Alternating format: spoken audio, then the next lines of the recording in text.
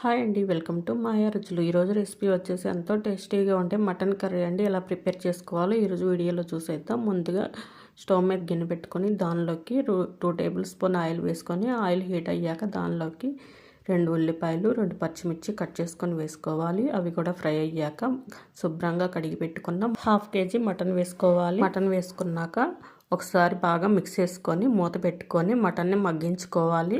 5 నిమిషాల తర్వాత మూత తీసి దానిలోకి ఒక 1/2 టీ స్పూన్ పసుపు వేసుకోవాలి. 1 టీ స్పూన్ ఉప్పు వేసుకోవాలండి.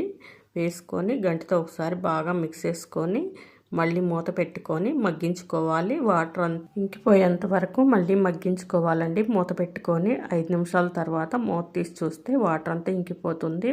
దీనిలోకి స్పూనున్నర కారం వేసుకోవాలి.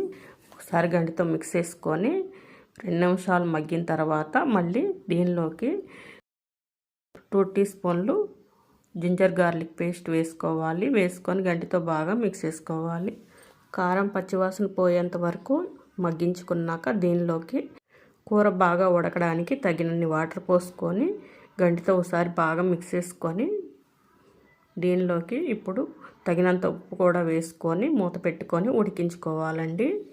కూర అనేది ఇలా ఉడికేటప్పుడు దీనిలోకి గసాలు కొబ్బరి గ్రైండ్ చేసుకున్న పేస్ట్ వేసుకోవాలి.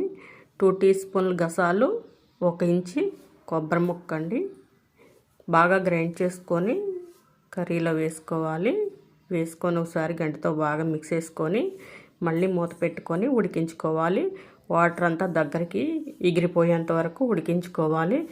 ఇలా ఎగిరిన తర్వాత దీనిలోకి 1/2 టీ స్పూన్ ధనియాల powder 1/2 teaspoon garam masala వేసుకొని దీనిలోకి కొద్దిగా కొత్తిమీర కూడా కట్ చేసుకొని వేసుకోవాలండి. వేసుకొని ఒకసారి గంటితో బాగా మిక్స్ చేసుకొని 2 నిమిషాలు ఇలా మిక్స్ చేసుకుంటే కర్రీ రెడీ అయిపోతుంది. అంతేనండి, ఎంతో ఈజీగా చేసుకొని మటన్ కర్రీ రెడీ అయిపోయింది. Like, share, subscribe.